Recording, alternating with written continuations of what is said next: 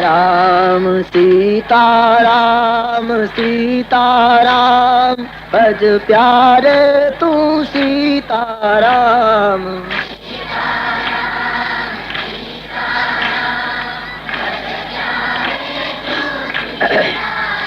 बोलो सीता राम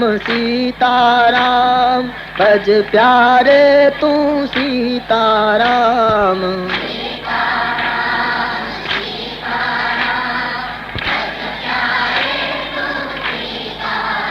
बोलो रघुपति राघव राजा राम, पतित पावन राम।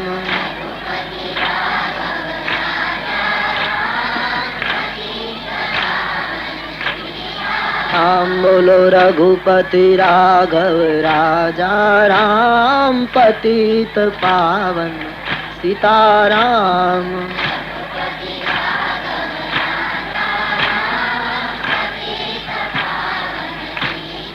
राम रघुपति राघव राजा राम, पतित पावन सीताराम।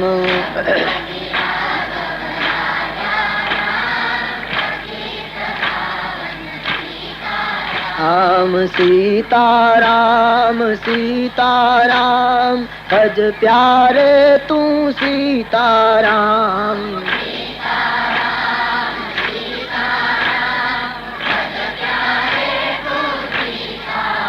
बोलो सीताराम भज प्यारे तू सीताराम।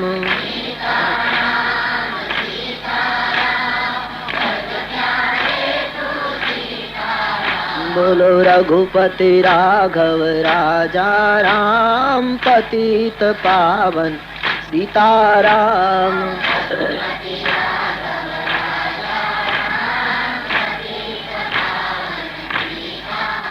बोलो रघुपति राघव राजा राम, पतित पावन सीताराम।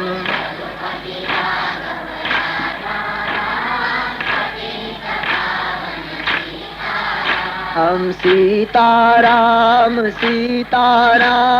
भज प्यारे तू सीताराम।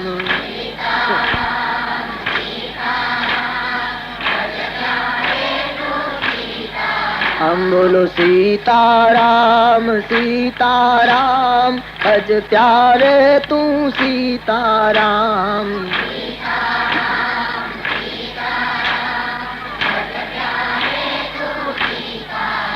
बोलो रघुपति राघव राजा राम, पतित पावन सीताराम।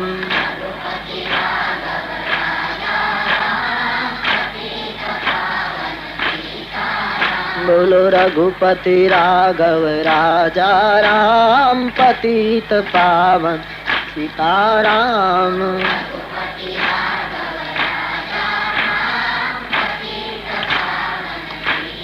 राम श्री राम जय जय राम, श्री राम जय जय राम।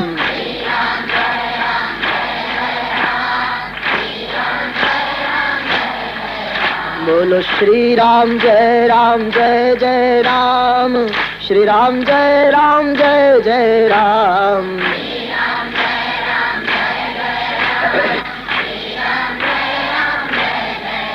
बोलो श्री राम जय जय राम, श्री राम जय जय राम।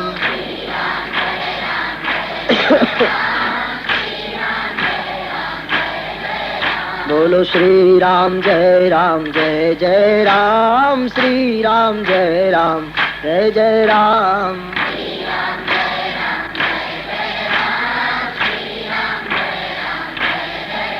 बोलो श्री राम जय जय राम, श्री राम जय जय राम।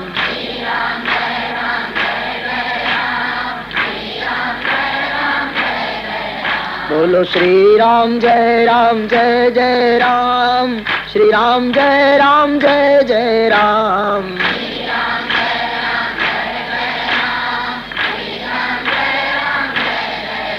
बोलो श्री राम जय राम जय जय राम, श्री राम जय राम जय जय राम,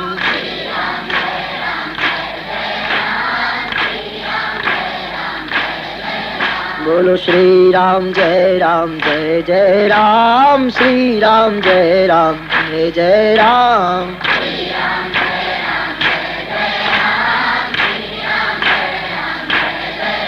ओ श्री राम जय जय राम, श्री राम जय जय राम,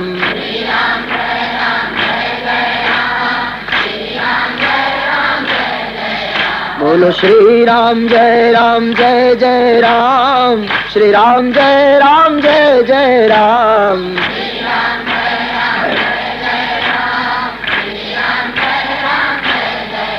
तो श्री राम जय जय राम, श्री राम जय जय राम,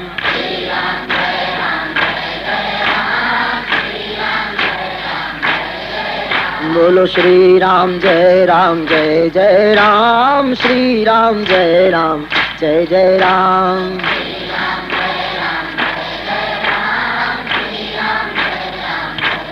राम बोलो श्री राम जय जय राम, श्री राम जय जय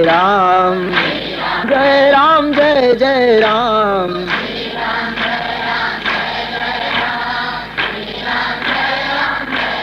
राम तो श्री राम जय जय राम, श्री राम जय जय राम,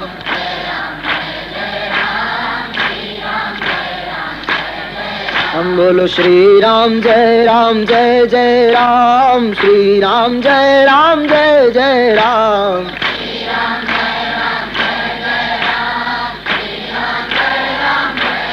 हम बोलो श्री राम जय जय राम, श्री राम जय जय राम,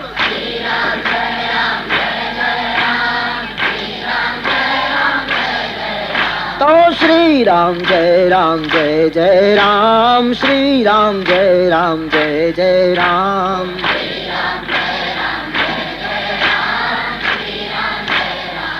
जय राम बोलो श्री राम जय जय राम, श्री राम जय जय राम,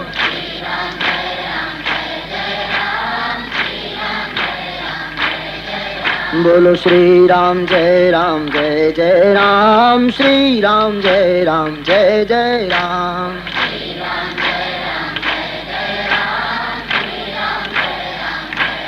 राम बोलो श्री राम जय जय राम, श्री राम जय जय राम,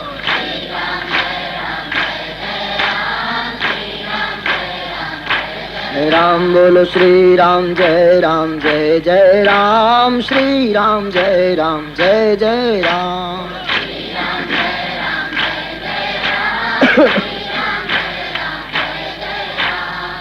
सारी अयोध्या અવધપતિના શોકમાં ડૂબી છે. થોડા દિવસો વીત્યા. મહારાજ વશિષ્ઠજીએ જે રીતે સૂચનાઓ આપી એ પ્રમાણે ભરતજીએ પિતાની પાછળની ક્રિયા કરી. મોટા ભાઈની ગેરહાજરીમાં કોઈ ક્રિયા એવી ન રહેવી જોઈએ. પિતૃ કલ્યાણાર્થે ભરતજીએ તમામ ક્રિયાને અનેક વખત દોહરાવી. હવે પ્રશ્ન અયોધ્યામાં એ ઉઠ્યો કે અયોધ્યાની ગાદીનું શું થાય? અવધેશ સ્વર્ગમાં, રામજી વનમાં.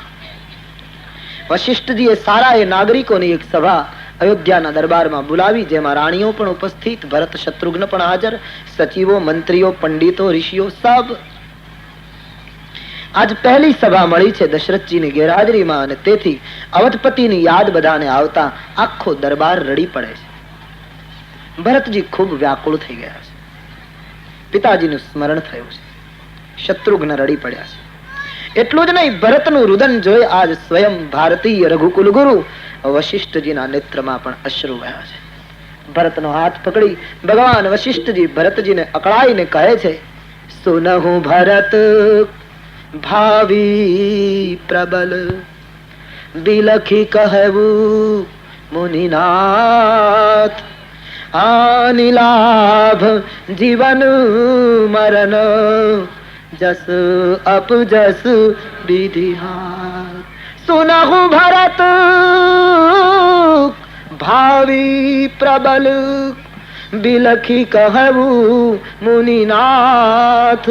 हानि लाभ जीवन मरण जस अप जस विधि हार। અકળાઈને વશિષ્ઠજી બોલ્યા, ભરતજી ભાવિ પ્રબળ છે. વિધાતાને શું કહેવું ભરત? ભરતજી 6 વસ્તુ વિધાતાને આધીન છે. આપણા કાબુમાં હોય અને આપણે અફસોસ કરીએ તો બરાબર કે મારા કાબુમાં હતું અને હું બચાવી ન શક્યો, તો આપણે ન્યાયી છીએ. પણ જ્યાં આપણો કોઈ કાબુ નથી, જ્યાં આપણો કોઈ વશ નથી, જે કેવલ વિધાતાનો નિર્ણય, એમાં આપણે શું કરી શકીએ? બિલકુલ સાચી વાત. 6 વસ્તુમાં માણસ કેટલો અસહાય છે. હાનિ લાભ જીવન મરણ યશ અપયશ. જગતમાં હું ને તમે લાભ માટે જ કામ કરતા હોઈએ, છતાંય હાનિ પ્રાપ્ત થાય છે. એનો અર્થ એમ થયો, મારા ને તમારા કાબુમાં હોત તો હાનિ કદી સ્વીકારત નહીં, પણ વિધાતાના હાથનો નિર્ણય છે. યશ અપયશ વિધાતાના હાથમાં, જીવન મરણ વિધાતાના હાથ. ગીતા કહે, જેના ઉપર આપણો અધિકાર ન હોય એનો શોક પંડિતો કરતા નથી. આમાં શું કરી શકીએ ભરત આપણે? વળી ભરત, બીજી વાત એ, મારા મત પ્રમાણે ભાઈ, એક ઋષિના મત પ્રમાણે દુનિયામાં મૃત્યુના 2 પ્રકાર છે ભરત. એક મૃત્યુ રુદન કરાવે, એક મૃત્યુ અફસોસ કરાવે. ભરત, મારી દ્રષ્ટિ પ્રમાણે મૃત્યુ રુદન કરાવે એવું હોવું જોઈએ, અફસોસ કરાવે એવું ન હોવું જોઈએ. સમાજમાં ઘણા મૃત્યુ એવા થાય છે કે આપણે ઓળખતા ન હોઈએ, ખાલી નામ જાણ્યું હોય છતાં એના સમાચાર સાંભળીએ કે ફલાણી વ્યક્તિનું મૃત્યુ થયું તો આપણી આંખમાં આંસુ આવી જાય. આપણને એમ થાય કે સમાજને હજી આની જરૂર હતી, એ માણસનું મૃત્યુ થઈ ગયું, રડવું આવે. અમુક મૃત્યુ એવા હોય કે આપણે નજીકથી જાણતા હોઈએ તોય એના મરણના ખબર સાંભળ્યા પછી રુદન ન થાય, પણ અફસોસ થાય કે બસ જીવનમાં કાંઈ કર્યું નહીં અને મરી ગયો. તુલસી એમ માને છે, મૃત્યુ રુદન થાય એવું હોવું જોઈએ, અફસોસ થાય એવું હોવું ન જોઈએ. કોઈની આંખમાં અશ્રુ પડે એવું મૃત્યુ હોવું જોઈએ. ભરત, દશરથજીનું મૃત્યુ રુદન કરાવે એવું જરૂર છે, અફસોસ કરાવે એવું નથી. મરતી વખતે 6 વખત રામ રામ બોલે અને રામના વિરહમાં પ્રાણ છોડે, આવા મહાપુરુષનું મૃત્યુ અફસોસ લાયક નથી. રુદન જરૂર કરાવે. સૂર્યનારાયણનો અસ્ત, સૂર્યને અસ્ત થવાના સમય પહેલા થઈ જાય તો દુનિયામાં કોને દુઃખ ન થાય? સૂર્ય એના સમયે અસ્ત પામે તો ઠીક છે, સમય પહેલા અસ્ત થાય તો જગતને મુશ્કેલી પડે. એમ અવધપતિનું મૃત્યુ અચાનક સમય પહેલા થયું છે એટલે રડવું જરૂર આવે ભાઈ, પણ અફસોસ તો જરાય ન કરાય. આવો ભરતજી, હું આપને અને સભાને કહું, જગતમાં કોનું મૃત્યુ અફસોસ કરવા જેવું છે? વશિષ્ઠ મહારાજ પોતાના દર્શન દ્વારા કોનું મૃત્યુ સોચ લાયક છે એની ક્રમવાર ગણતરી આપે છે. સોચિય વિપ્રજો બેદબીહીના, સોચિય વિપ્રજો બેદબીહીના. બ્રાહ્મણ, ક્ષત્રિય, વૈશ્ય, શુદ્ર, બ્રહ્મચારી, ગ્રહસ્થ, વાનપ્રસ્થ, સંન્યાસી, સ્ત્રી, એક ની ગણતરી તુલસીદાસજી અહીંયા બતાવી. કયો બ્રહ્મચારી મરે તો રડવાને લાયક, કેવો બ્રાહ્મણ મરે તો સોચ કરવાને લાયક, કેવો બ્રાહ્મણ થી શરૂઆત થઈ છે, કેવો બ્રાહ્મણ મૃત્યુ પામે તો અફસોસ કરવો જોઈએ. સોચિય વિપ્રજો બેદબીહીના,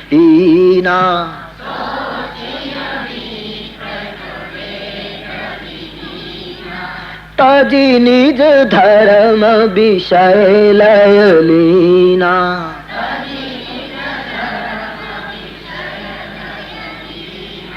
सोचिया नृपति जो नीति नहीं जाना, सोचिया नृपति जो नीति नहीं जाना, जिनहीन प्रजा प्रिय प्राण समाना, जिनहीन प्रजा प्रिय प्राण समाना, સોચી વૈશ્ય કૃપણ ધનવાનું, સોચી વૈશ્ય કૃપણ ધનવાનું, જો ના અતિથિ શિવ ભગતિ સુજાનું, જો ના અતિથિ શિવ ભગતિ સુજાનું, સોચી વિપ્ર જો વેદ વિહીના.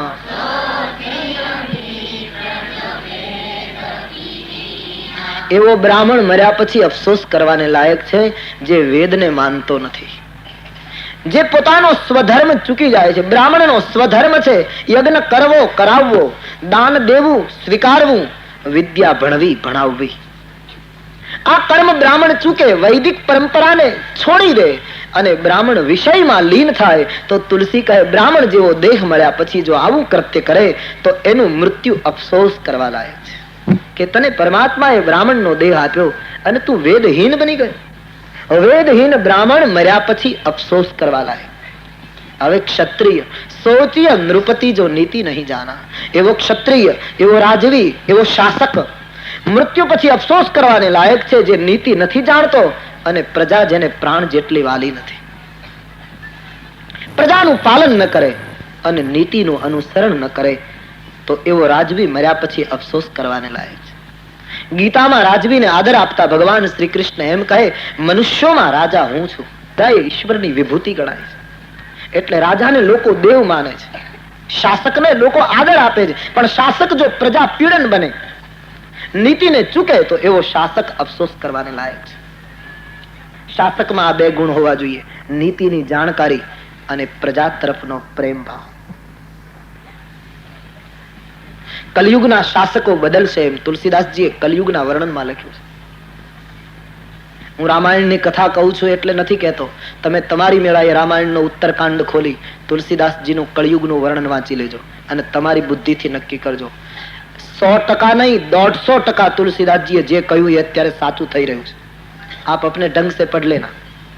તુલસીદાસજી એમ લખ્યું કે કળયુગમાં પણ નૃપ પાપ પરાયણ ધર્મ નહીં, કરી દંડ વિડંબ પ્રજાનિત ઘી, કલી બાર ही बार दुकाल परे, बिनु अन्न दुखी सब लोग मरे. बहुदाम सवार ही जोगी जति, विषया हरिली न रही बीरती, तपसी धनवंत दरिद्र द्रुगी, कली कौतुक तातन जात कहीं. कलयुगના શાસકો પ્રજાને પીડા આપશે, દંડ વિડંબ નાખી પ્રજાને શોષશે અને પરિણામ એ આવશે રાજવીમાં ધર્મ નહીં હોય. કલયુગમાં નૃપ પાપ પરાયણ ધર્મ નહીં, કલયુગનો રાજા ધર્મ નહીં પાળે. નૃપ પાપ પરાયણ ધર્મ નહીં, કરી દંડ વિડંબ પ્રજા નિતહી. રાજવી પ્રજાને દંડ છે, ત્રાસ આપશે અને પરિણામ કલી બાર ही बार दुकाल परे. કલયુગમાં દુષ્કાળ પડશે, बिनु अन्न दुखी सब लोग मरे. सुतमा नहीं मातु पिता तब लोग. ગોસ્વામીજી કહે કળયુગનો છોકરો એના મા બાપ ને ક્યાં સુધી માનશે? સુતમા નહીં માતુ પિતા તબલો, અબલાન દીખ નહીં જબલો. પોતાની પત્નીનો ચહેરો નહીં જોવે ત્યાં સુધી માતા પિતાને આદર આપશે. પત્નીને પામ્યા પછી સસુરારી પિયારી લગી જબતે, રિપુરૂપ કુટુંબ ભય તબતે. સસુરારી પિયારી લગી જબતે, રિપુરૂપ કુટુંબ ભયો તબતે. સસુર પક્ષ વધારે પ્રિય લાગશે. કલયુગના પુરુષો સુલક્ષણી સ્ત્રીને તિરસ્કાર છે. गुणवंती निकास ही नारी सती, गृह आ नहीं चेरी निवेरी गति. ખાનદાન સ્ત્રીનો અપરાધ કરશે લોકો અને ચંચળ વૃત્તિની મહિલાને આદર આપશે કલયુગ. અને કલયુગની સ્ત્રીઓ અબલા કચ ભૂષણ ભૂરી ક્ષુધા માનસકાર કહે સ્ત્રીઓને કલયુગમાં વાળના આભૂષણો રહેશે, બીજા આભૂષણો ઘટતા જશે. કલયુગના ત્યાગીઓ શ્રીમંત બનશે, કલયુગના ગ્રહસ્થો ગરીબ બનશે. કલયુગનું વર્ણન કરતા કાગભૂષણજી થાકી ગયા. હે ગરુડ, કલયુગનું કૌતુક કેવું કઠિન છે. કલયુગમાં જટા અને નખ વધારશે એ મોટો તપસ્વી ગણાશે. જાતે નખ અરુ જટા વિશાલા સો તાપસ પ્રસિદ્ધ કલિકાલા. સ્મશાનમાં રહેશે, ભક્ષા ભક્ષ ખાશે, એ મોટો યોગી ગણાશે. જો કરી જૂઠ મશખરી જાના, ખોટું બોલવામાં પારંગત હશે, વ્યંગ વાક્યો કહીને બીજાની મશ્કરી કરવામાં કુશળ હશે, એ કળિયુગમાં મોટો ડાયો ગણાશે. તુલસીદાસજી વર્ણન કરે, અધિકાર નહીં હોય એવા માણસો કલિયુગમાં ઉપદેશ આપશે. અધિકાર નહીં હોય એવા એટલે આચરણમાં નહીં હોય અને બોલતા હશે. જીવનમાં ચરિતાર્થ નહીં કર્યું હોય અને લોકો જ્યાં જોઈએ ત્યાં વાતો કરતા હશે. આવો વર્ગ કળિયુગમાં ઉભો થશે. ગરુડ કાગભૂષણજી કહે, કળિયુગનો એક મોટામાં મોટી મુશ્કેલી એ આવશે, બ્રહ્મ જ્ઞાન બિનું નારી નર કરહી ન દૂસરી બાત. બ્રહ્મ જ્ઞાન સિવાય બીજી કોઈ લોકો વાત જ નહીં કરે. અજ ને અદ્વૈત ને બ્રહ્મ ને આની જ વાતો કરશે. ખબર કાંઈ નહીં પડતી હોય અને વાતો કરશે. એ બધી વાતો ઊંડી છે, નહીં તો બહુ ઊંચી છે, કારણ કે એને જ કઈ ખબર ન હોય. બ્રહ્મ જ્ઞાન બિનું નારી નર કરહી ન દૂસરી બાત. એક કોડી માટે, એક સામાન્ય ચીજ માટે, એક થોડા સમય માટે, એના હિત માટે જો ગુરુ એને ઠપકો આપશે તો ગુરુ અને બ્રાહ્મણનું અપમાન કરતા કળિયુગના માણસને વાર નહીં લાગે. ગુરુની ઘાત કરશે, અપમાન કરશે. હે ગરુડ, કલિયુગનું વર્ણન કેટલું કરવું આમ લખે છે. બહુ સુંદર વર્ણન કરે છે. ગરુડને કહ્યું છે કલિયુગની અંદર કોઈ રાજાનું શાસન નહીં હોય, પ્રજાનું શાસન હશે. માનસ મેં लिखा દ્વિજ શ્રુતિ બેચક. ગરુડ કલિયુગમાં બ્રાહ્મણો વિદ્યા વેચતા હશે. દ્વિજ શ્રુતિ બેચક ભૂપ પ્રજાસન કો નહીં માન નિગમ અનુશાસન. બ્રાહ્મણો વિદ્યા વેચશે. કલિયુગમાં રાજાનું રાજ્ય નહીં હોય, પ્રજાનું શાસન હશે. કોઈ વેદને માનતું નહીં હોય, વેદની આમન્યાને કોઈ સ્વીકારતું નહીં હોય. લંપટ પરધન અને પરદારાને તાકનારો વર્ગ સમાજમાં ઉભો થશે. આવું વર્ણન લખ્યું છે. હું આપને એ કહેવા જઈ રહ્યો હતો કે પ્રજાનો પાલક જો પ્રજાને પીડશે, નીતિ નહીં જાણે, તો એવો રાજવી મર્યા પછી અફસોસ કરવાને લાયક છે. ભૂતકાળના આપણા રજવાડાઓના અમુક ઇતિહાસો જોતા એમ લાગે કે ધન્ય છે એ રાજ કુટુંબોને. ઇતિહાસ છે ને કે રાજાનો રાજકુમાર, જન્માષ્ટમીનો તહેવાર આવ્યો અને એના કપડા ફાટી ગયા. રાજકુમારે રાણીને કહ્યું, મારા કપડા ફાટી ગયા. રાજા રાષ્ટ્રનો માલિક હતો, છતાં એનો નિયમ હતો કે રાજ્યની તિજોરીમાંથી દર મહિને પોતાના કુટુંબ નિર્વાહ પૂરતી જ લે, વધારે એક પૈસો લેતો નહીં. ભૂપતિ હતો. રાણીએ રાજાના પગ દબાવતા એક દિવસ રાત્રે કહ્યું, જન્માષ્ટમીનો તહેવાર છે, રાજકુમારના કપડા ફાટી ગયા. રાજાએ કહ્યું, આપણે તો મહિનાની જેટલી રકમ લેવાય એટલી લેવાઈ ગઈ, હવે નવા કપડા રાજકુમારને સીવડાવી દેવાની સગવડ આપણી પાસે નથી. જે વારસદાર છે કાલનો ગાદીનો, એના માટે કપડા સીવડાવવાની શક્તિ નથી. રાણીનું હૃદય, માનું હૃદય બુદ્ધિમાં ન ઉતરે એવો ઇતિહાસ ગણાયા, કારણ કે આજના કાળ પ્રમાણે તો આની કઈ સરખામણી જ ન થાય. રાજાએ રાણીને કહ્યું, કાલે હું ખજાનામાં અધિકારીને કહીશ કે મને આવતા મહિનાની રકમ આગળથી આપી દો, હું આવતે મહિને કાપી દઈશ. સમ્રાટ બોલે છે. એ ખજાનાના રક્ષકની પાસે રાજા ગયો છે, આવતા મહિનાની મને રકમ આપો, રાજકુમારના કપડા લેવા છે. રાજાને તો ધન્ય છે, પણ એ ખજાનાના રક્ષકને લાખો નમસ્કાર છે. એમણે કહ્યું કે મહારાજ માફ કરજો, હું રકમ રાજ્યની ઉછીની નહીં આપી શકું. કેમ કે મહારાજ આવું મારાથી બોલાય નહીં, પણ ન કરે નારાયણ. અને માનવીનો શું ભરોસો, ક્યારે મોત આવીને ઉભો રહે. ભગવાન તમને મારી ઉંમર આપી દે, પણ કદાચ તમે કરજો લઈ જાઓ અને ચૂકવતા પહેલા તમારું પ્રાણ પંખેરું ઉડી જાય, તો હું નથી ઈચ્છતો કે મારો માલિક આ દુનિયામાંથી કરજદાર થઈને જાય. મારો માલિક તો કરજ ચૂકવીને જવું છે. રાજા પાછો ફરે. રાણીને કહ્યું, રાજકુમારના કપડાને થીગડું મારીને પહેરાવો, હું રાજ્યની સંપત્તિનો દુરુપયોગ ન કરી. આવા શાસકોની જરૂર છે આજના ભારતને. આજે તો જેના હાથમાં આવ્યું મૂકતા નથી, એક પૈસાની લાયકાત ના હોય, અને છતાં ભલભલાની વૃત્તિઓ આજે આપણે જોઈએ છીએ. મારો કહેવાનો અર્થ હું બધાને એ કક્ષામાં નથી લેતો, પણ આજે હું તમે જે જાણીએ છીએ, નહીં ત્યાગ, નહીં વૈરાગ્ય, નહીં જીવનમાં સાધના, લોકોનું કેવલ શોષણ. જે જોઈએ જેના હાથમાં આવ્યું બસ માણસો બસ લૂંટવાની જ વાત કરે. નાનામાં નાના માણસ થી છેક ઉપર સુધી બસ લૂંટો. અને વાતો બધા રામ રાજ્યની કરે છે. આવી વાતો કરનારના મુખમાં રામ રાજ્યનો શબ્દ દુર્ગંધ મારે છે. રામ રાજ્ય તો તપસ્વી લોકો કરી શકે, રામ રાજ્ય તો સાધુ પુરુષો કરી શકે. વિલાસી લોકોનું કામ નહીં રામ રાજ્ય કરવાનું. રામ રાજ્ય જે દી કરશે તે દિવસે ધર્મ સત્તા કરશે, રાજ્ય સત્તા નહીં કરી શકે. રામ રાજ્ય ધર્મ ગાદી લાવી શકે, વ્યાસ ગાદી લાવી શકે, રાજગાદીની તાકાત નથી. રામ રાજ્ય જે સોંપાણું છે એ બરાબર સંભાળે તો બસ છે. ધર્મ જે કરી શકે કાનૂન ન કરી શકે. મારી વાત આ વ્યાસ ગાદી ઉપરથી કોઈ સાંભળી શકતું હોય તો સાંભળી લે, ન સાંભળતા હોય તો ભગવાન એને સદબુદ્ધિ આપે. પણ ધર્મ શું કરી શકે એક વખત જોઈ લો. આ ભારત વર્ષ નહીં, ઋષિ સંસ્કૃતિની ધાર્મિક રેલીને જોઈ લો. તમારે ટકો ભારે કરી કરીને માણસોને ભેગા કરવા પડે છે. એની સામે આ સ્વયંભૂ રેલીઓ જયારે 6 કલાક શિસ્તબદ્ધ બની અને રામાયણની ચોપાઈનું દાન કરે, આ જોઈ શકાતું હોય તો એક વખત જોઈ લો કે ધર્મ શું કરી શકે છે. છાપામાં આંકડા આપે, અમારી રેલી આટલી, બધા ભાડુતી ભેગા કર્યા, એક ભાડુતી. एक वक्त જોઈ લો. હું સતત દર્શન કરું છું, અહીંથી નીકળું एक मैं कह रहा था किसी को गाड़ी में कि मुझे लगता है कि रामायण નો उत्सव आज घर घर નો प्रसंग बनी गया. हर लोग प्रसन्न है. जिसके सामने देखता हूं आदर से सर झुका लेते हैं. कौन करे છે? ये धर्म कर रहा है. ये ऋषि संस्कृति નો प्रताप છે. राम राज्य એનો અર્થ मैं कोई किसी की आलोचना में जाना नहीं चाहता, પણ રામ રાજ્ય મારે તમારે કરવું પડશે. કોઈના ઉપર જવાબદારી ન નાખો, આપણે કરવું પડશે. વ્યક્તિના જીવનથી શરૂ કરીએ, આપણા કુટુંબમાં રામ રાજ્ય લાવીએ, આપણા પાડોશમાં લાવીએ, આપણા વર્ગમાં લાવીએ, આપણા ગામમાં લાવીએ.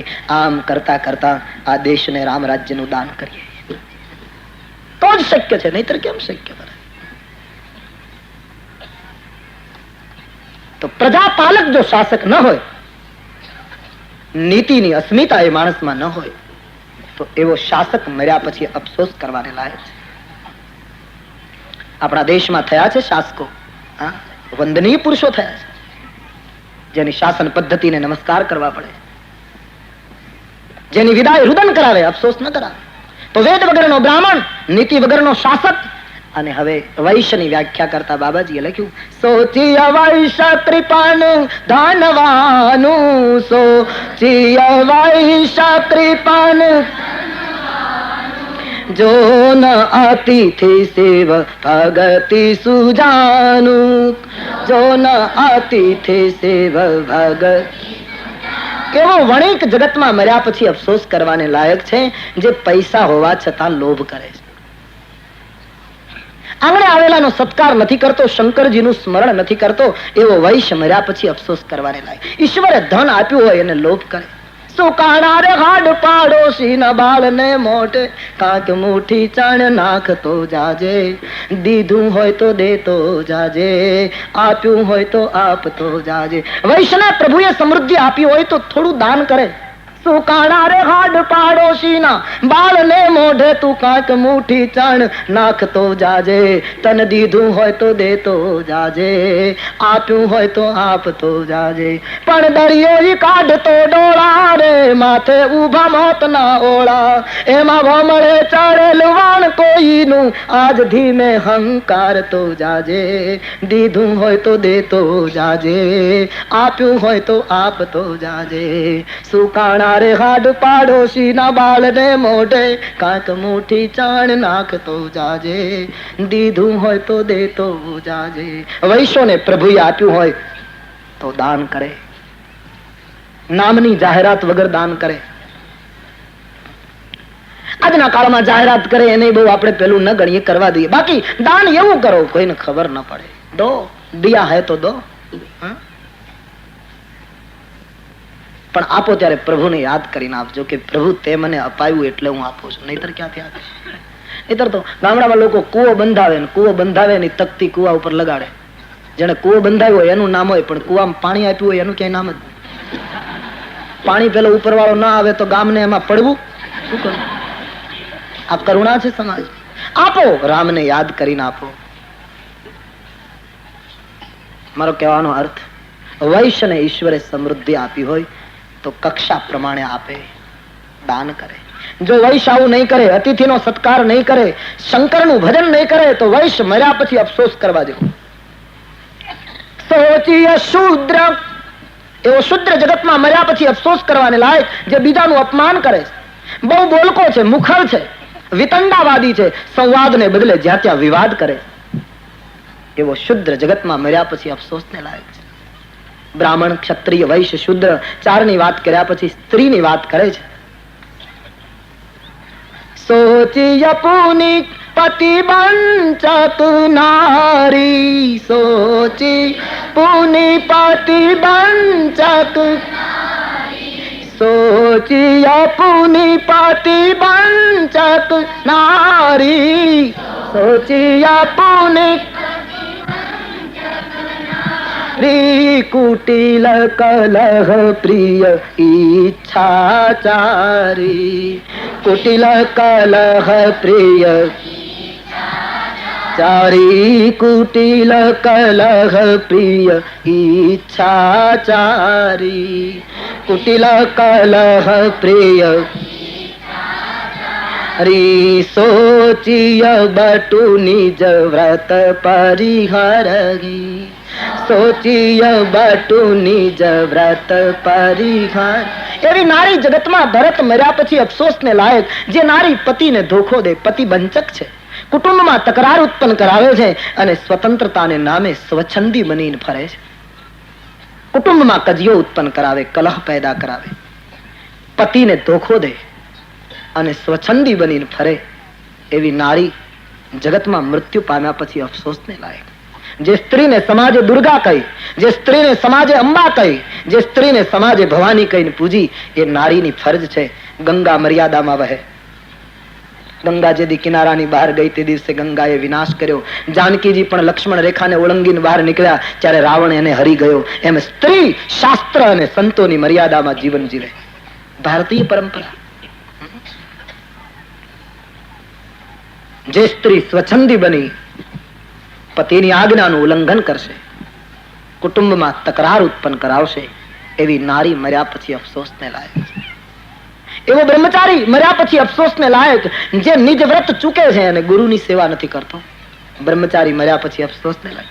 સોચી અદ્રુહી જો મોહ બસ કરે કપટ, તુલસીદાસજી લખ કરમ પથ ત્યાગ, સોચી અપુની માનસકાર લખે છે, પ્રપંચ રત વિગત વિવેક વિરાગ. એવો વાનપ્રસ્થી ગ્રહસ્થાશ્રમી મર્યા પછી અફસોસને લાયક, જે મોહમાં ડૂબી અને કર્મનો રસ્તો ચૂકી જાય છે. એવો સંન્યાસી જગતમાં મર્યા પછી અફસોસને લાયક, જે પ્રપંચ કરે છે, વૈરાગ્ય અને જ્ઞાનથી વિમુખ છે. બેખાનસ સોઈ સોચે જોગુ, બેખાનસ સોઈ સોચે જોગુ, તપ બિહાઈ જેહી ભાવઈ ભોગુ, તપ બિહાઈ જેહી ભાવહી ભોગ. એવો વાનપ્રસ્થ જગતમાં મર્યા પછી અફસોસને લાયક છે, જે તપ છોડી અને ભોગમાં ડૂબે છે. આનું મૃત્યુ અફસોસને લાયક. આખા પ્રસંગનો સંક્ષેપમાં ઉપસંહાર કરતા વશિષ્ઠજી બોલ્યા છે, સોચનીય સબહી વિધિ સોઈ, સોચનીય સબ જો ન છાંડી છલ હરિજન હોઈ, જો ન છાંડી છલ હરિજન હોઈ, જો ન છાંડી છલ હરિજન હોઈ, જો ન છાંડી છલ. આ જગતમાં ભરત દરેક રીતે અફસોસ કરવાને લાયક એ વ્યક્તિ છે, જે છળ કપટ છોડી અને પ્રભુનું ભજન નથી કરતો. મહારાજ દશરથજીનું મૃત્યુ અફસોસને લાયક નથી. ભાઈ, તમારા જેવા 4 પુત્રો હોય, રામ રામ કહીને પ્રાણ છોડે, એ મૃત્યુ રુદન કરાવે, અફસોસ કરવા જેવું નથી. આમ ભરતને આશ્વાસન આપી વશિષ્ઠજી રાજનૈતિક મુદ્દા ઉપર આવ્યા છે. ભરતજી, આપના પિતાને વચન વાલા હતા, પ્રાણ નહીં. ઠીક છે? હા.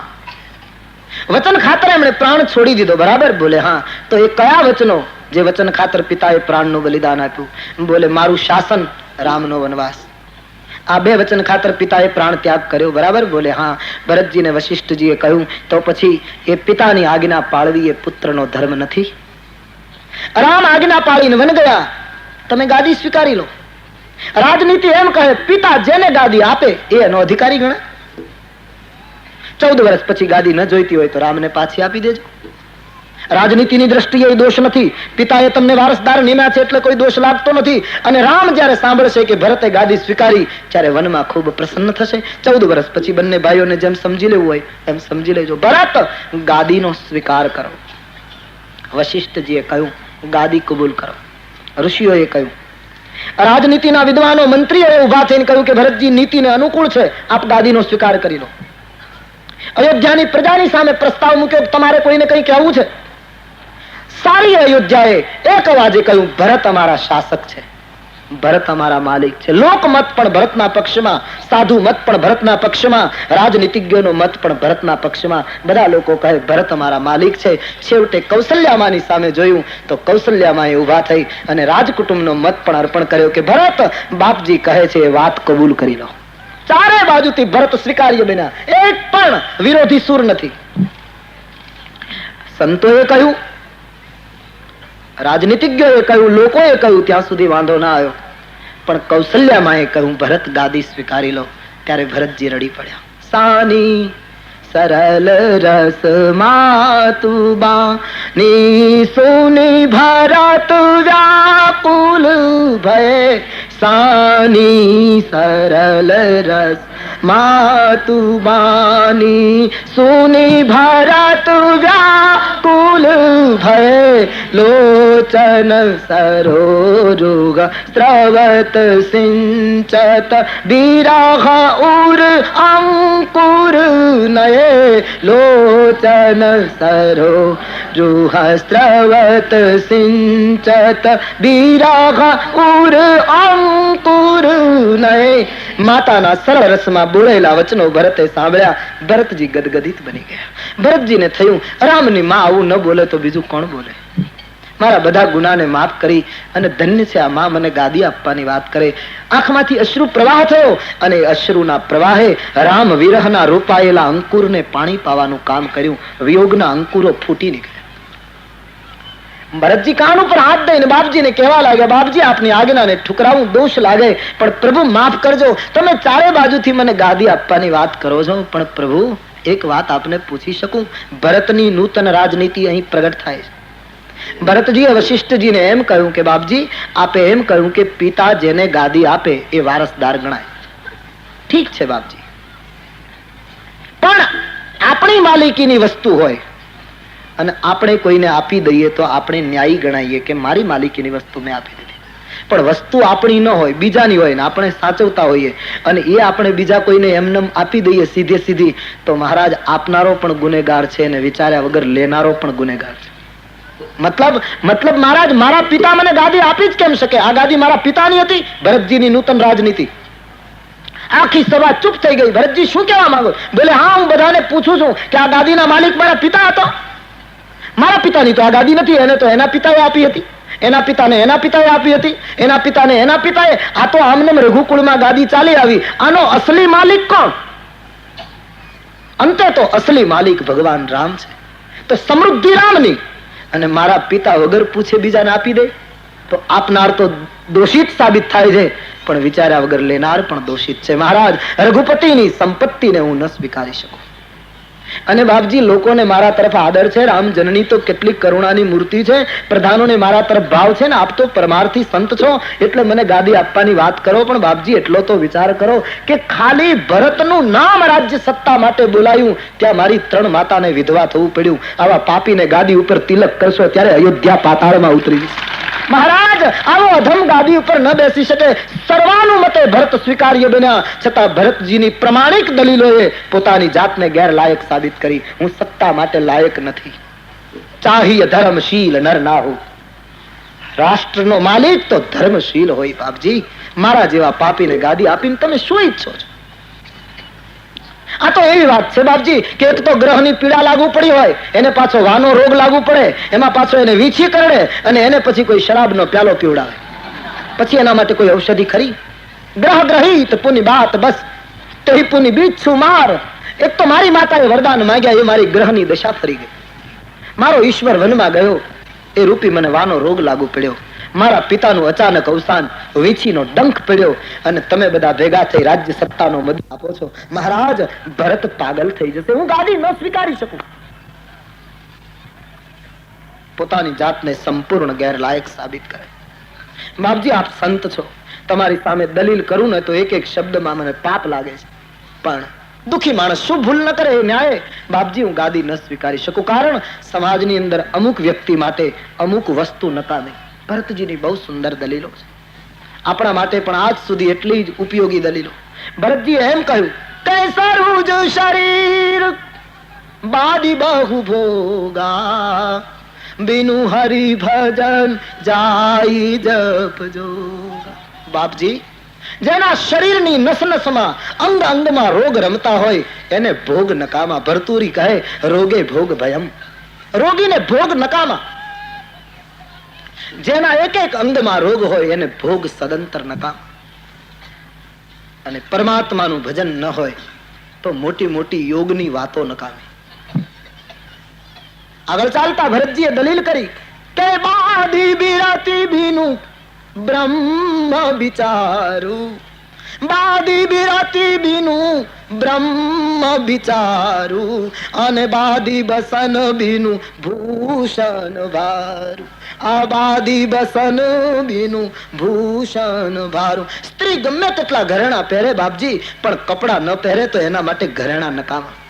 એ શ્રૃંગાર નથી, એ ભાર છે. વસ્ત્રહીન નારી માટે આભૂષણ નકામા. અને કેટલી મોટી વાત ભરતજીએ કહી કે બાપજી, જીવનમાં વૈરાગ્ય ના આવે તો બ્રહ્મની મોટી મોટી વાતો નકામી. વૈરાગ્યનો સંસ્કાર ના આવે, ઈશ્વરની સાથે તાર જોડાય નહીં તો મોટી મોટી વાતો નિરર્થક. જીવનમાં આચરણ ના આવે, જ્ઞાન ન શોભે વૈરાગ વિના.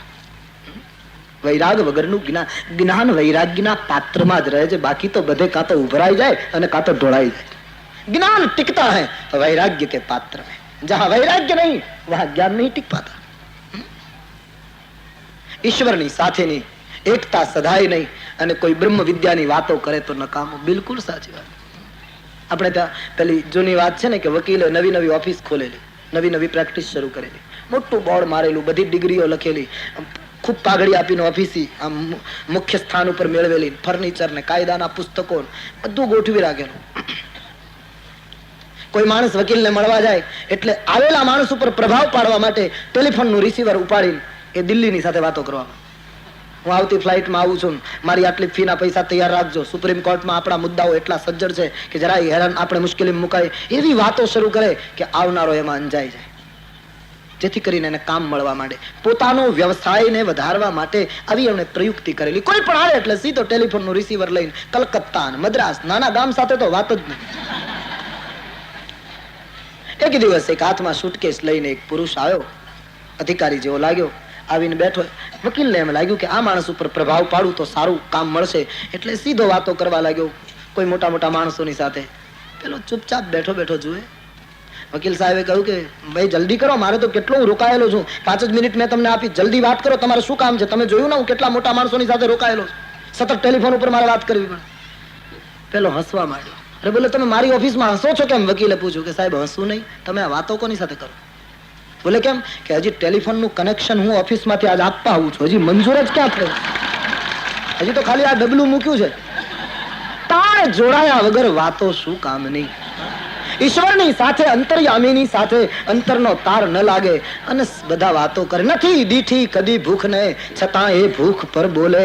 અનીતિમય ભર્યું જીવન અને સભામાં પાછા નીતિ પર બોલે. પરાઈ નારીને દેખી નયન જેના આમ તેમ ડોલે, સભા મધ્ય ઉભા થઈને પાછા બ્રહ્મચર્ય પર બોલે. અને શું કિંમત? તાર લાગ્યા વગર બાદી બિરતી બીનું બ્રહ્મ વિચારું. માનસકાર કહે વૈરાગ્યના સંસ્કારો વગર બ્રહ્મ વિદ્યાની ચર્ચા નકાવી.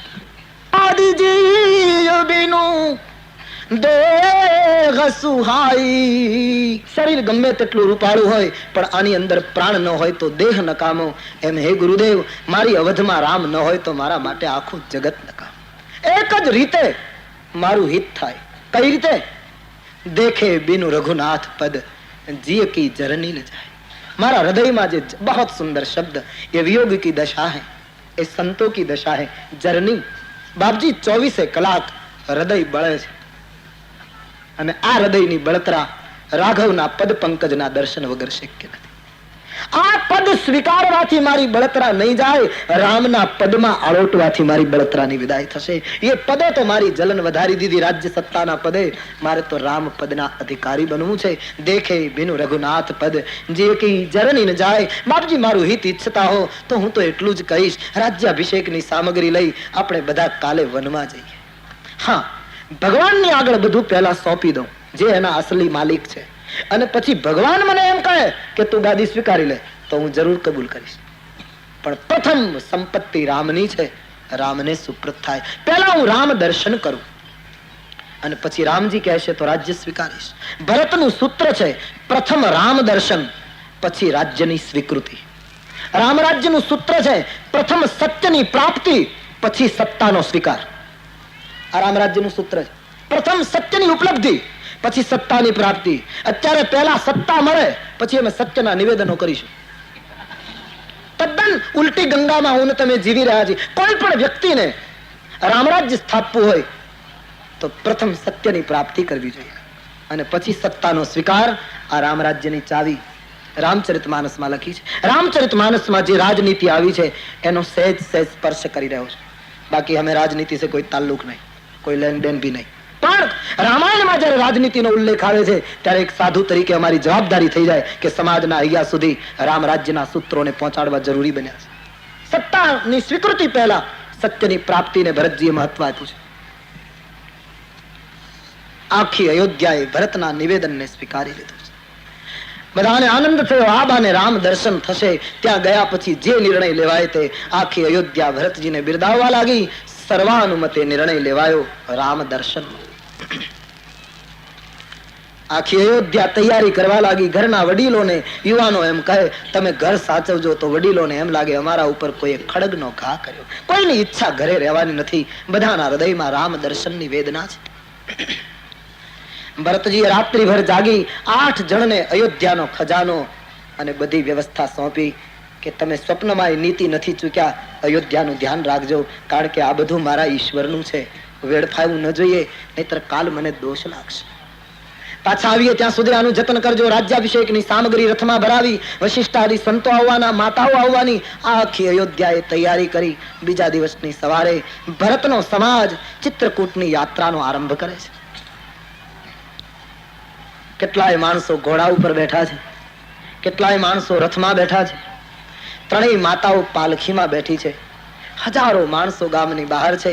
ભરત અને શત્રુઘ્નએ નિર્ણય કર્યો છે અમે પેદલ ચાલીશું. આગળ ઉભા છે. વશિષ્ઠજીની પૂજા કરી, બાપજીનો આદેશ લીધો. યાત્રાનો આરંભ થાય છે. તુલસીદાસજી કહે છે ભરતજીને શુકન થવા લાગ્યા, નેત્રોમાં અશ્રુ આવ્યા છે. રામ મળશે એવો અણસાર સદાયો અને ભરતની યાત્રાનો આરંભ થાય છે. ભરતની યાત્રા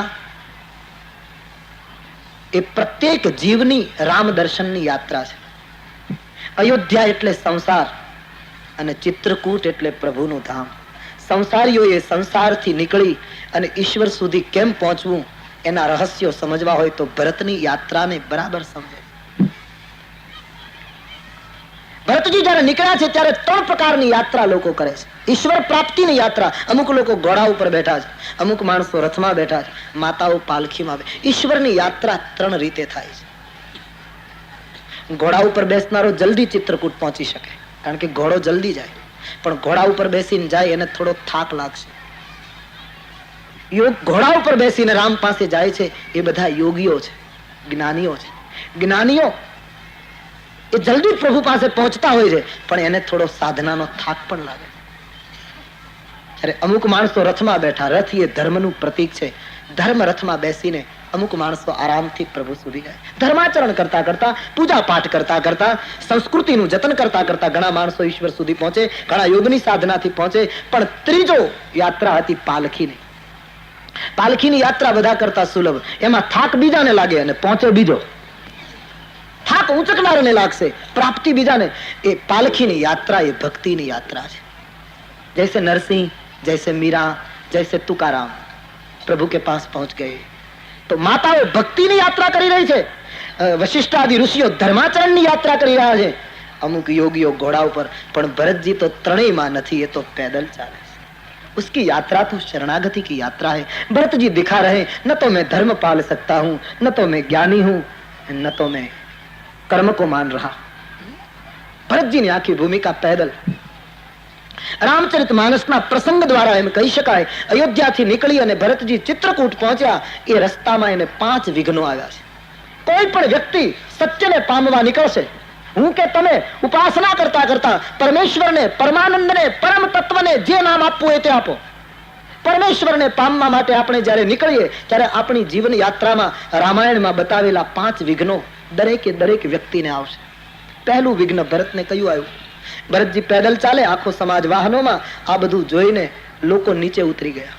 કેટલાકને શરમ લાગી કે રાજકુમારો નીચે ચાલે તો આપણાથી ન બેસાય. કેટલાક ભરતજીને સારું લગાડવા નીચે ઉતરી ગયા કે આપ નીચે ચાલો છો એટલે અમે નીચે ચાલીએ. આમ માતાઓ સિવાય, વશિષ્ઠ આદિ સંતો સિવાય બધા લોકો નીચે ચાલવા લાગ્યા. કૌશલ્યાજીએ જોયું કે વાહનો હોવા છતાં બધા નીચે ચાલે છે.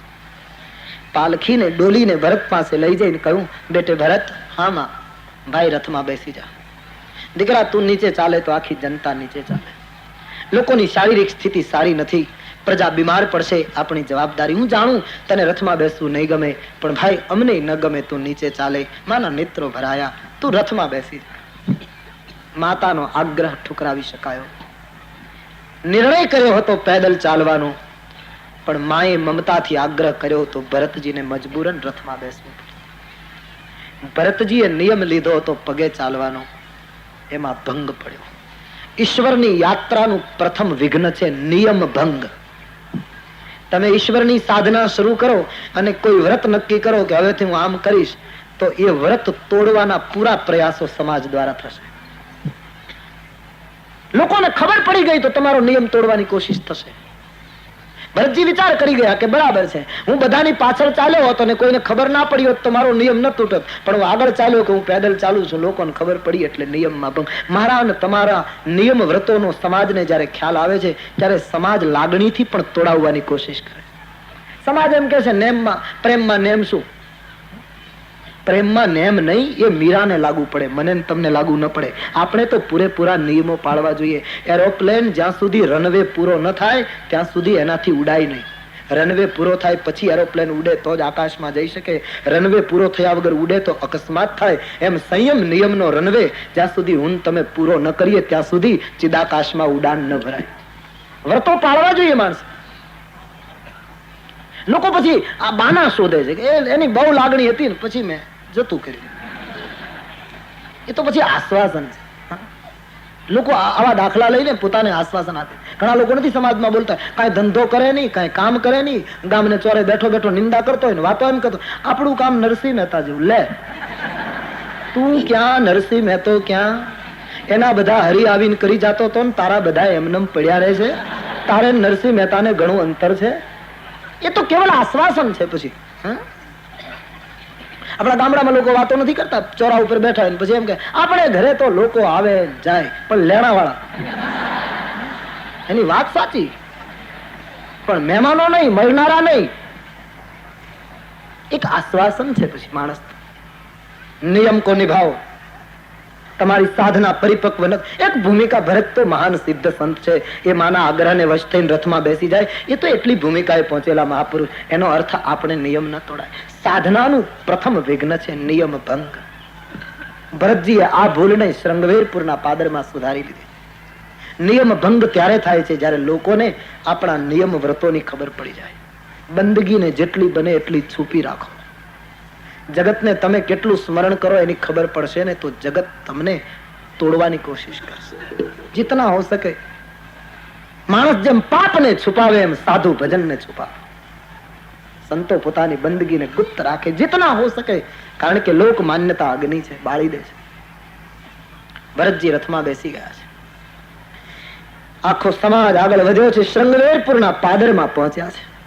ગુહરાજાને સમાચાર મળ્યા કે કૈકેયી પુત્ર ભરત ચતુરંગીની સેના લઈને આવે અને ગુહરાજને ભરત માટે ગેરસમજ થઈ. કે ચતુરંગીની સેના લઈને ભરત આવતા હોય તો એનો અર્થ એ થયો કે રામને વનમાં એકલા જોઈ અને મારી અને કૈકેયીના દીકરાને નિષ્કંટક રાજ્ય કરવું લાગે.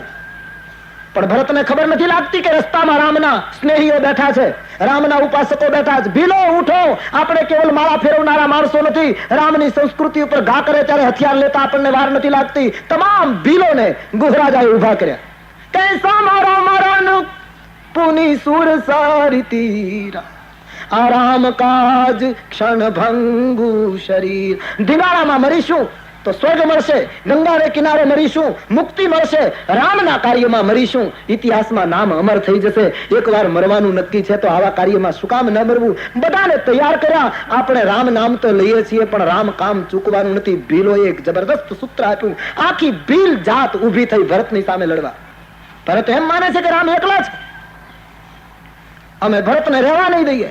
અમારામાં પ્રાણ હશે ત્યાં સુધી ભરતનો એક નાગરિક ગંગાને સામે કિનારે નહીં જાય. નૌકાને ગંગામાં ડુબાડી દો, ઘાટને ઘેરી લો. સૈનિકોએ ગુહરાજાને કહ્યું, વીર અધીર ન થાવ, અમે જીવતા છીએ ત્યાં સુધી કૈકેયીના પુત્રના સમાજને આગળ નહીં જવા દે. સંપૂર્ણ તૈયારી લોકોની. ગુહરાજાએ બખ્તર પહેર્યું, હાથમાં તીર કામઠા લઈ સ્વયં ગુહરાજ ભરતની સામે રણાંગણમાં પગ મૂકવા જ્યારે તૈયાર થયો, બાજુમાં એક વૃદ્ધ ભીલે છીંક કરી. આ છીંક શુકન છે કે અપશુકન એ જાણવા ગુહ ઉભો રહ્યો. એમણે વડીલને પૂછ્યું કે છીંક થાય છે, આનો અર્થ શું? વૃદ્ધ વડીલે કહ્યું, મને એમ લાગે છે કે આપણે જરા ઉતાવળ કરી રહ્યા છીએ.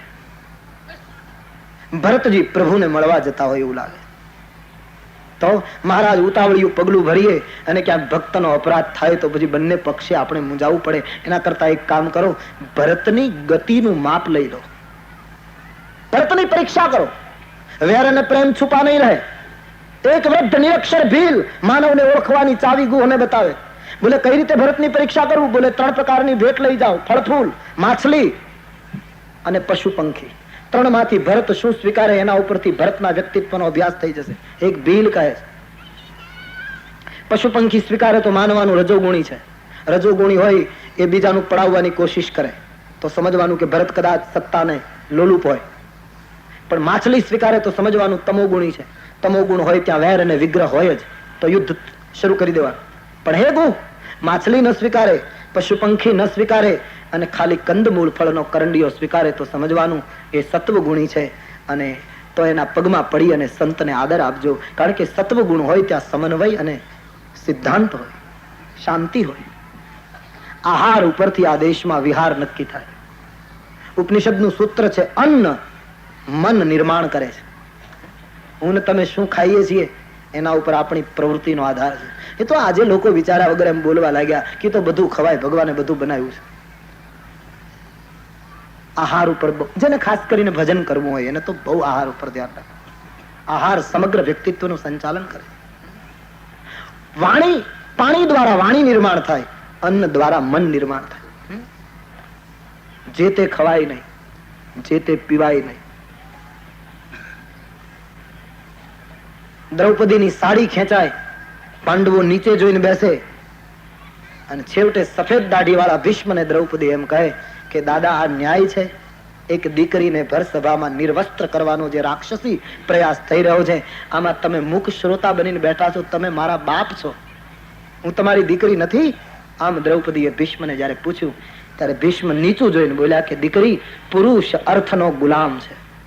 મેં દુર્યોધનનો રોટલો ખાધો છે એટલે જાણું છું, છતાં બોલી શકતો નથી. પતિ મેખલા બ્રહ્મચર્ય પાળનારો ગંગાનો દીકરો ભીષ્મ દુર્યોધનનું અનાજ ખાધા પછી બોલી ન શક્યો હોય તો જે તે ખાનારાની શું તાકાત? માણસ એ જ બોલી શકે જેને આહાર ઉપર કાબુ છે, જેનો વિહાર નીતિમય બન્યો છે. 3 પ્રકારની ભેટ લઈ ભીલ આવ્યો છે. ભરતજીના ચરણમાં ભેટ મૂકીને સ્વાગત કરવાનો. વશિષ્ઠ મહારાજનો રથ જોઈ ગુહરાજાએ પ્રણામ કર્યા. વશિષ્ઠજીએ દૂરથી આશીર્વાદ આપી ભરતજીને કહ્યું, ભરતલાલ આ રામનો મિત્ર ગુહ, ક્યાં તો રામ સખા સુનિશંદન ત્યાગા. રામ મિત્ર શબ્દ સાંભળતા ભરતજીએ ધર્મરથ ઉપરથી કૂદકો માર્યો. વશિષ્ઠજી કૂદી ન શક્યા. વશિષ્ઠજીને બીક લાગી, ગુહને સ્વીકારીએ તો હજી તકલીફ છે. વશિષ્ઠજી હજી છૂતાછૂતમાં માને, પણ ભરતજીએ ધર્મરથનો ત્યાગ કર્યો. ક્રાંતિકારી તુલસીદાસજી કહે ભરતજી દોડ પડે. રામ સખા સુનિશંદન ત્યાગ, દોડે. ગુહરાજા હજી કંઈક બોલે ત્યાં તો ગુહને ઉઠાવી ભરતજીએ હૃદયે લગાડે. ભરતજીએ કહ્યું રામનો મિત્ર મારે मन राम बराबर છે. महबूब चीज महबूब होती है. अपने प्रीतम की પોતાના અતિ પ્રિય પાત્રની હરેક ચીજ એ એટલા જ પ્રિય હોય છે. ગુહરાજને તો અકલ્પ અનુભવ થયો. ધાર્યું હતું કંઈક થયું, કંઈક ભેટ આપી. ભરતજીએ શત્રુઘ્નને કહ્યું, ભાઈ પશુ પંખી અને માછલી પાછી આપી દો અને ફળ ફૂલ લઈ લો, નહીતર ગુહને નારાજગી થશે કે મારું કંઈ સ્વીકાર્યું નહીં. ફળ ફૂલનો કરંડિયો લીધો અને ગુહ રડી પડ્યું. આજ મને વૃદ્ધ ભીલે એક સંતના અપરાધમાંથી બચાવી દીધો. મહારાજ, હું તમારા માટે ન બોલવાનું ભૂલી ગયો, મને ક્ષમા કરજો. સૈનિકોને હુકમ કર્યો, હથિયારો છોડી આખું શૃંગવેરપુર સંતનું સ્વાગત કરવા ઉમટ્યું છે. એક રાત્રિ મુકામ ભરતજીએ શૃંગવેરપુરમાં કર્યો છે. ઈશ્વરની યાત્રાનું પ્રથમ વિઘ્ન નિયમ ભંગ અને બીજું વિઘ્ન સમાજ દ્વારા આપણા માટે ગેરસમજ. ભરતજી આગળ ગયા તો ગુહરાજાએ ગેરસમજ કરી. આપણે ઈશ્વરની યાત્રામાં, સત્યની યાત્રામાં આગળ જઈશું તો કારણ વગર વચ્ચે આવતો સમાજ આપણા માટે ગેરસમજ કરશે, આ કારણ આપણી ઈર્ષા કરશે.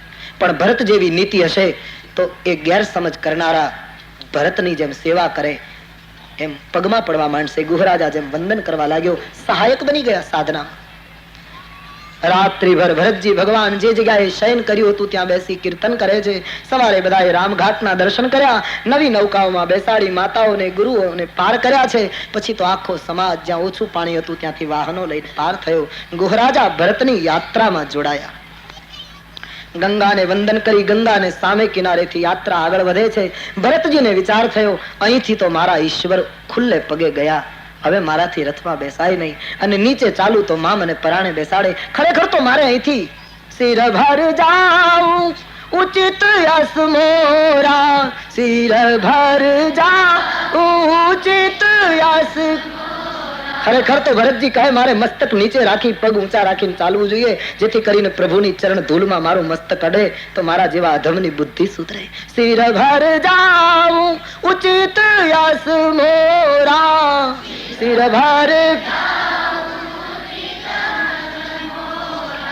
સબ તે સેવક ધર્મ કઠોરા, સબ તે સેવક ધર્મ કઠોરા, સબ તે સેવક ધર્મ કઠોરા.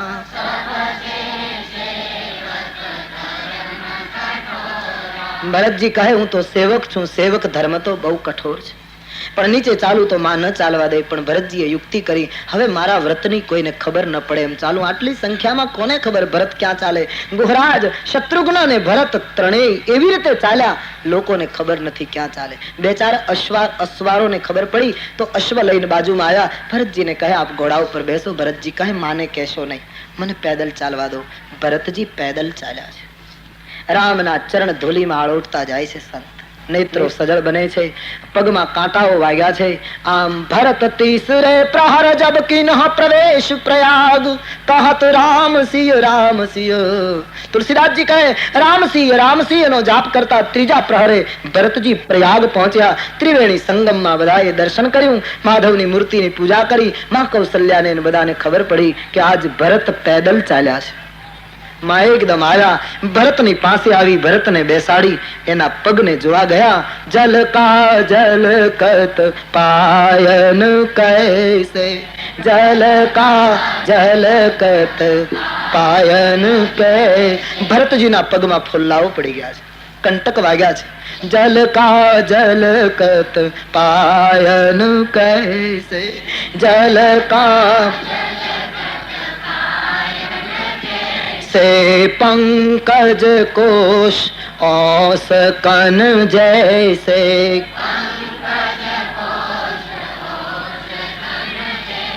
માના નેત્રમાં આંસુ આવ્યા. બેટા આમ નહીં કરવું જોઈએ, કેટલા કંટક વાગ્યા છે. ભરતે કહ્યું માં, રામને 14 વર્ષ સુધી આમ ભટકવું પડે, હું આટલું ચાલ્યો એમાં તું રડી પડી. जिसके होठों पे हंसी और पाँव में छाले होंगे, प्रभु वही तेरे ढूंढने वाले होंगे. ઈશ્વરના યાત્રિકો તો એ હશે જેના પગમાં ફુલ્લાઓ હશે, જેના મુખ ઉપર મુસ્કાન હશે. ભરત કી તરહ બધાએ સ્નાન કર્યું. ગંગા અને યમુનાના વહેણ જ્યાં ભેગા થયા, શ્યામ યમુના અને ગૌર ગંગા ભેગા થઈને ઉછળે છે.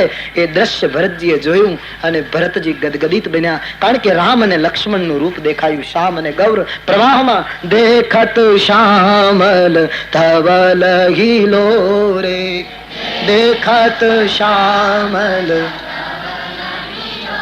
રે પુલક શરીર ભરત કર જોરે, પુલક શરીર ભરત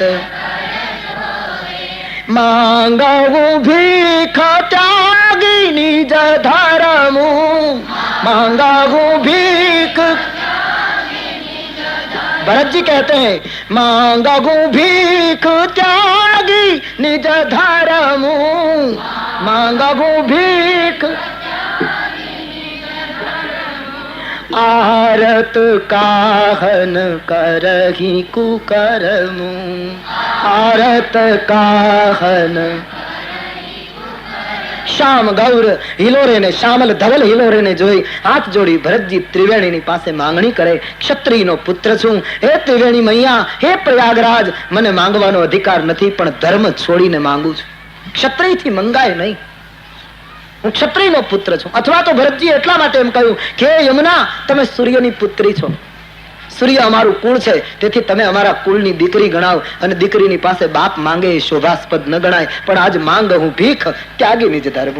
ગંગા ભગવાનના પદમાંથી તમે નીકળ્યા છો, એટલે ભગવાનની ચરણમાંથી નીકળ્યા હોય ને તમે અમારા કુળની પુત્રી ગણાવ, તેથી તમારી પાસે માંગવું એ ન્યાય નહીં. છતાં દુખી માણસ શું ભૂલ ન કરે, એ ન્યાય હું તમારી પાસે ભીખ માંગુ છું. ભરતજીએ પ્રયાગરાજની પાસે માંગણી કરી. અરથન ધર્મ ન કામ રુચિ ગતિ ને ચાહું નિર્વાણ, જન્મ જન્મ રતિ રામ પદ યહ વરદાન. મારે અર્થ નથી જોઈતો, સંપત્તિ નથી જોઈતી.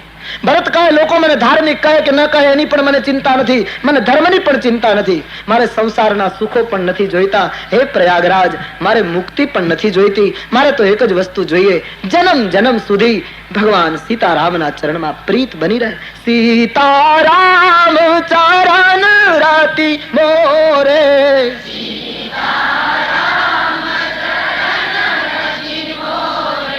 સીતારામ ચરણ રતિ મોરે, સીતા अनुदिन बढ़हूं अनुग्रह तोरे, अनुदिन बढ़हूं अनुग्रह. સીતારામજીના ચરણમાં મારા હૃદયનો પ્રેમ દિવસે દિવસે વધ્યા જ કરે, વધ્યા જ કરે. મારા પ્રેમ ચંદ્રને હે પ્રયાગરાજ કોઈ દિવસ પૂર્ણિમા ન આવે એટલી ભીખ આપો. મારો પ્રેમ કદી પૂર્ણ ન થાય, બસ बढ़ता ही जाए, बढ़ता ही जाए. प्रेम की व्याख्या है बढ़ना, बस. कम होना राग है, अनुराग नहीं. प्रेम की व्याख्या दुनिया कुछ भी कहे वो बढ़ता ही जाएगा. साधु संग बैठ बैठ लोक लाज खोई, साधु संग बैठ बैठ लोक, यही प्रेम की दशा है. अब तो बात फैल गई जाने सब कोई, अब तो बात फैल गई कोई, मेरे तो गिरधर गोपाल दूसरो न कोई, मेरे तो गिरधर गोपाल दूसरो न कोई. जाके सिर मोरा मुकुट मेरो साई सोई, जाके सिर मोरा मुकुट मेरो साई सोई, असुवन जल सींच सींच प्रेम बेल बोई, असुवन जल सींच सींच प्रेम बेल बोई, मेरे तो गिरधर गोपाल दूसरो न कोई, मेरे तो गिरधर गोपाल.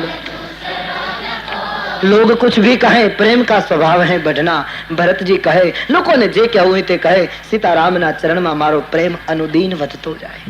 પ્રયાગરાજના પવિત્ર પ્રવાહમાંથી વાણી પ્રગટી છે. ભરતજીને કહ્યું, હે ભરતલાલજી, આપ તો ધન્ય છો. જે વસ્તુ મારે તમારી પાસે માંગવી જોઈએ એ તમે મારી પાસે માંગો. હું તો ધર્મ આપી શકું, અર્થ આપી શકું, કામ આપી શકું, બહુ થાય તો મુક્તિ આપી શકું, બાકી પ્રેમનું દાન તો સંત કરી શકે. આપે મને પ્રેમ આપવો જોઈએ, છતાં આપ મારી પાસે માંગણી કરો છો. મહારાજ, આપનો મનોભાવ પૂર્ણ હો. પોતાની વાણીને પવિત્ર કરવા માટે પ્રયાગરાજ બોલ્યા છે. પછી તો આખો સમાજ મહર્ષિ ભરદ્વાજ ઋષિના આશ્રમમાં આવ્યો છે.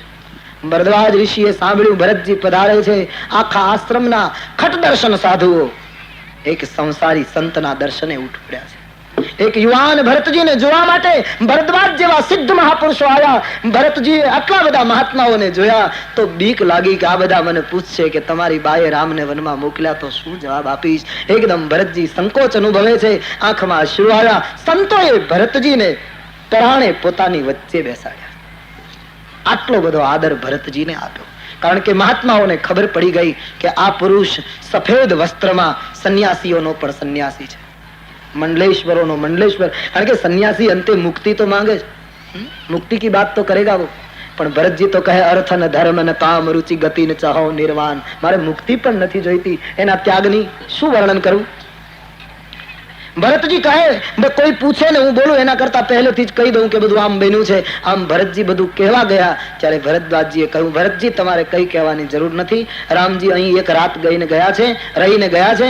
અમે બધું જાણીએ છીએ. સુનહું ભરત હમ જૂઠ ન કહગી, સુનહું ભરત હમ જૂઠ ન કહગી, ઉદાસીન તાપસ બન બસગી, ઉદાસીનતા પસ બન. ભરતજી અમે કોઈ દિવસ ખોટું ન બોલીએ. એક વસ્તુ અમે તમને કહી દઈએ, શું કે અત્યાર સુધી તો નિયમ છે કે વૃક્ષને ફૂલ આવે અને પછી ફળ આવે, પણ ફળ આવ્યા પછી વાત પૂરી થઈ જાય. પણ આજ તો અમે જોયું વૃક્ષને ફૂલ આવ્યા પછી ફળ આવ્યા અને ફળ નહીં પાછા ફળ આવ્યા. આખી સભા ભરદ્વાજની એ કઠિન વાણીને સમજી ન શકી. બાપજી આપ શું કહો છો? ભરદ્વાજજીએ કહ્યું, હા ભરતજી, અમે વર્ષોથી સાધના કરતા હતા. બધા મહાત્માઓ વિચાર કરતા હતા કે આટલા કુંભ મેળા આપણે કર્યા, આ સાધનાના વૃક્ષના ફૂલનું ફળ શું? તો લખન રામ સિંહ દર્શન પાવા. સાધનાના ફૂલને ફળ લાગ્યું. થોડા દિવસ પહેલા રામના દર્શન થયા, પણ રામ ગયા પછી અમે વિચાર કરવા લાગ્યા કે સાધનાના ફૂલનું ફળ તો રામ દર્શન, પણ રામ દર્શનનું ફળ શું? તે કર ફલ પુની દરસ તુમારા, તે કર ફલ પુની. રામ દર્શનનું ફળ હે સંત તમારું દર્શન.